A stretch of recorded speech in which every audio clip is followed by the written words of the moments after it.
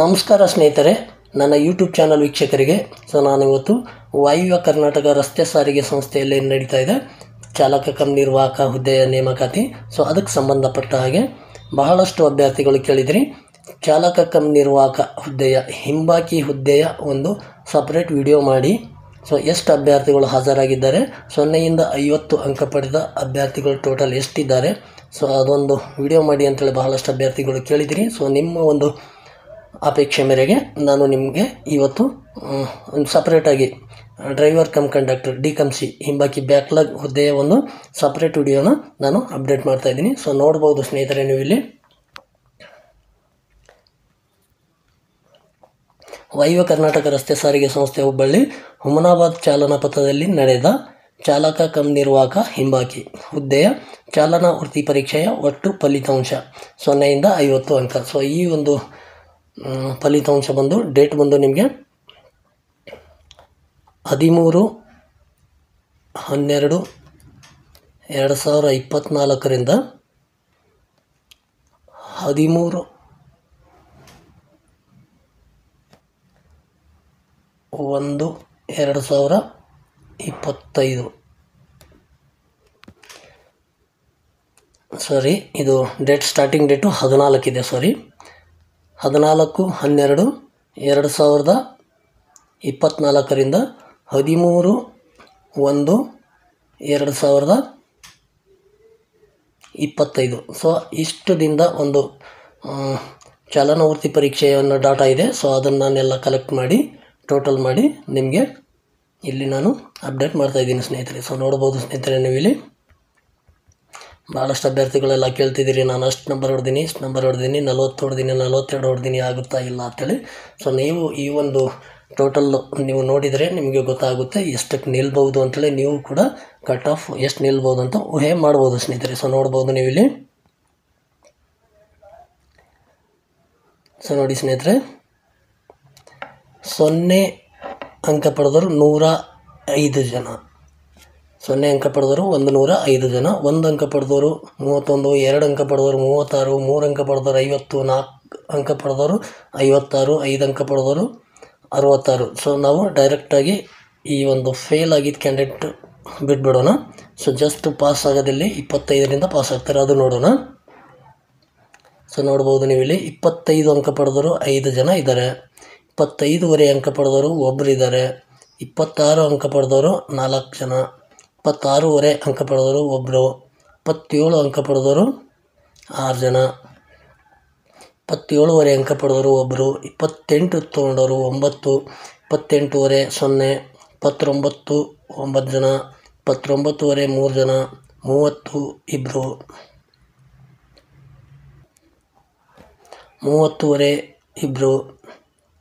31 6 ಜನ.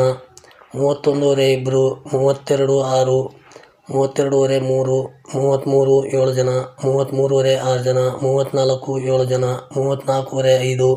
35 12 ಜನ. 35ವರೆ 13 ಜನ. 36 12 ಜನ. 36ವರೆ 12 ಜನ. 37 18 ಜನ. 37ವರೆ 16 ಜನ.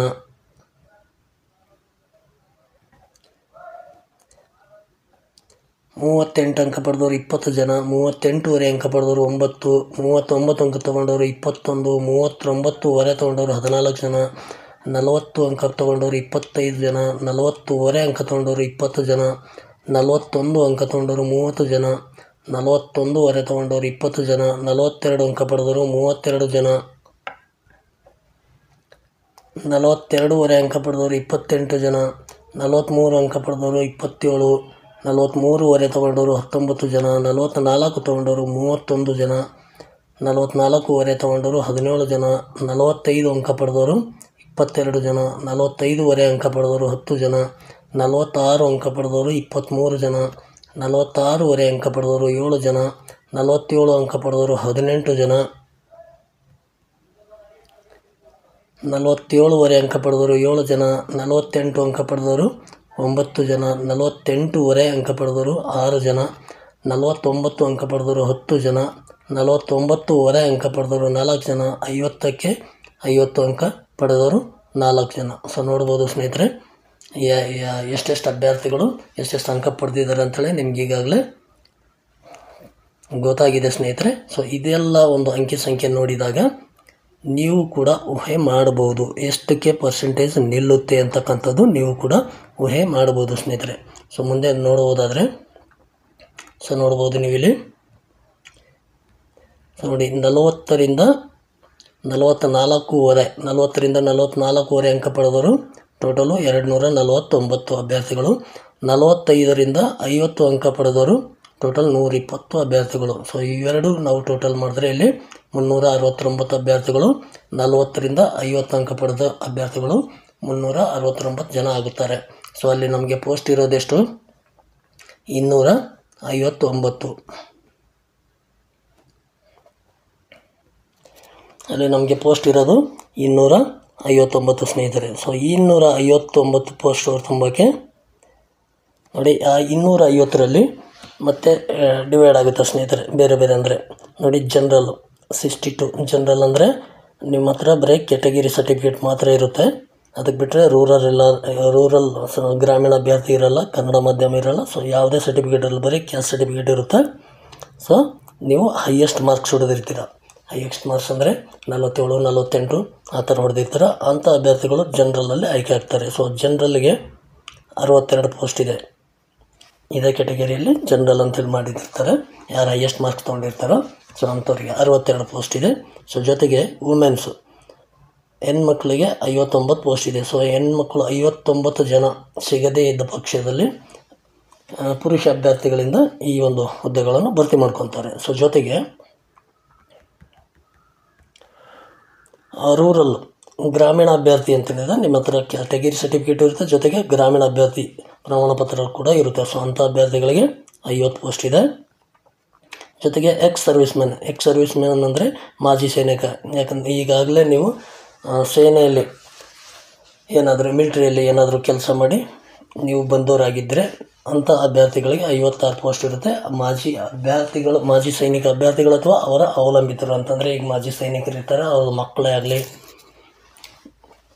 ಅಣ್ಣ ತಮ್ಮ ಸೊ ಆ ಥರ ಏನೇ ಇರುತ್ತಲ್ವ, ನಿಮ್ಮ ಹತ್ರ ಒಂದು ಮಾಜಿ ಸೈನಿಕರ ಅವಲಂಬಿತರು ಅಂತೇಳಿ ಸರ್ಟಿಫಿಕೇಟ್ ಇದ್ದರೂ ಕೂಡ ಸಿಗುತ್ತೆ. ಮಾಜಿ ಸೈನಿಕರು ಅಂತಿದ್ದರೂ ಕೂಡ ನಿಮಗೆ ಸಿಗುತ್ತೆ. ಅಂಥ ಒಂದು ಅಭ್ಯರ್ಥಿಗಳಿಗೆ 56 ಪೋಸ್ಟ್ ರಿಸರ್ವ್ ಇದ್ದಾವೆ ಸ್ನೇಹಿತರೆ. ಸೊ ಜೊತೆಗೆ ಕನ್ನಡ ಮಾಧ್ಯಮ ಯಾರು ಕನ್ನಡ ಮಾಧ್ಯಮ ಅಂತೇಳಿ ಅಪ್ಲೈ ಮಾಡಿರೋ ಸೊ ಅಂಥ ಅಭ್ಯರ್ಥಿಗಳು ಕನ್ನಡ ಮಾಧ್ಯಮ ಸರ್ಟಿಫಿಕೇಟ್ ಇದ್ದವರಿಗೆ 10 ಪೋಸ್ಟ್ ಇದೆ. ಆಮೇಲೆ ಪಿ ಡಿ ಅಂದರೆ ಯೋಜನೆ ನಿರಾಶ್ರಿತ.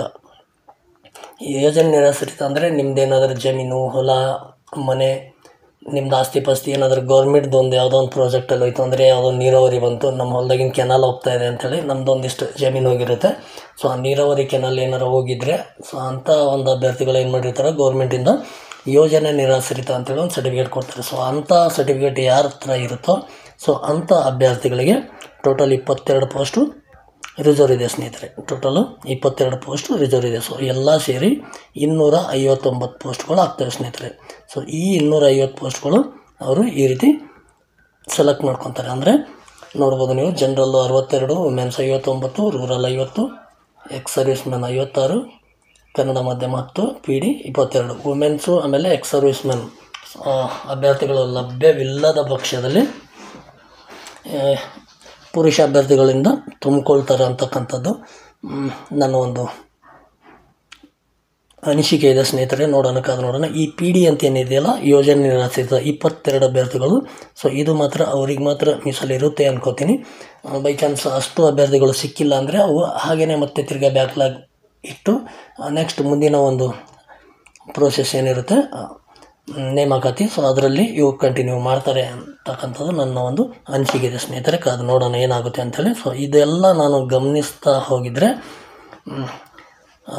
ನನ್ನ ಒಂದು ಅಂಕಿ ಲೆಕ್ಕದ ಪ್ರಕಾರ 40ರಿಂದ 42 ಕಟ್ ಆಫ್ ನಿಲ್ಬೋದು ಸ್ನೇಹಿತರೆ. 40ರಿಂದ 42 ನಿಲ್ಬೋದು. 40ರಿಂದ 42 ನಿಂತರೆ ನಿಮಗೆ 369 ಅಭ್ಯರ್ಥಿಗಳು ಆಗ್ತಾರೆ. ಸೊ 369 ಅಭ್ಯರ್ಥಿಗಳಾಗಿದ್ದರೆ ಅವ್ರು ಏನು ಮಾಡ್ತಾರೆ ಪೂರಾ ಡೇಟ್ ಆಫ್ ಬರ್ತು ಸ್ವಲ್ಪ ಕಡಿಮೆ ಮಾಡಿಕೊಂಡು ಅಭ್ಯರ್ಥಿಗಳನ್ನು ಯಾರು ಸೀನಿಯರ್ ಇದ್ದಾರೋ ಯಾರು ಡೇಟ್ ಆಫ್ ಬರ್ತ್ ಮುಗಿಯೋಕ್ಕೆ ಬರುತ್ತೋ ಅವ್ರು ಹೆಚ್ಚಿನ ಒಂದು ಅಂಕ ಪಡೆದಾರೋ ಸೊ ಅಂಥವ್ರನ್ನ ಕನ್ಸಿಡರ್ ಮಾಡಿ ಅವರು ಈ ಒಂದು ಸೆಲೆಕ್ಷನ್ ಪ್ರೊಸೆಸ್ ಮಾಡ್ತಾರೆ ಸ್ನೇಹಿತರೆ. ಅದು ನೋಡೋಣ ಯಾವ ರೀತಿ ಆಗುತ್ತೆ ಅಂಥೇಳಿ. ಸೊ ನನ್ನ ಒಂದು ಅನಿಸಿಕೆ ಪ್ರಕಾರ 40ರಿಂದ 42ವರೆಗೂ ಕಟ್ ಆಫ್ ನಿಲ್ಬೋದು ಸ್ನೇಹಿತರೆ. ಸೊ ನನ್ನ ಚಾನಲ್ನ ಇನ್ನೂ ಯಾರ್ಯಾರು ಸಬ್ಸ್ಕ್ರೈಬ್ ಆಗಿಲ್ಲ ದಯವಿಟ್ಟು ಸಬ್ಸ್ಕ್ರೈಬ್ ಮಾಡ್ಕೊಳ್ಳಿ. ಮಾಹಿತಿ ಇಷ್ಟ ಆದರೆ ಒಂದು ಲೈಕ್ ಮಾಡಿ, ಜೊತೆಗೆ ನಿಮ್ಮ ಸ್ನೇಹಿತರಿಗೂ ಕೂಡ ಶೇರ್ ಮಾಡಿ. ಇದೇ ರೀತಿ ನನ್ನ ಒಂದು ಚಾನಲಲ್ಲಿ ಹೊಸ ಹೊಸ ಅಪ್ಡೇಟ್ ನಾನು ನಿಮಗೆ ಕೊಡ್ತಾ ಹೋಗ್ತೀನಿ. ಸೊ ನಿಮ್ಮ ಅನಿಸಿಕೆ ಅಭಿಪ್ರಾಯಗಳು ಏನಾದರೂ ಇದ್ದರೆ ಖಂಡಿತವಾಗ್ಲೂ ನೀವು ಕಾಮೆಂಟಲ್ಲಿ ಕೇಳ್ಬೋದು ಅಂತ ಹೇಳುತ್ತಾ ಮತ್ತೆ ಸಿಗೋಣ ಸ್ನೇಹಿತರೆ ಮುಂದಿನ ವಿಡಿಯೋದಲ್ಲಿ. ಧನ್ಯವಾದಗಳೊಂದಿಗೆ ನಮಸ್ಕಾರಗಳು.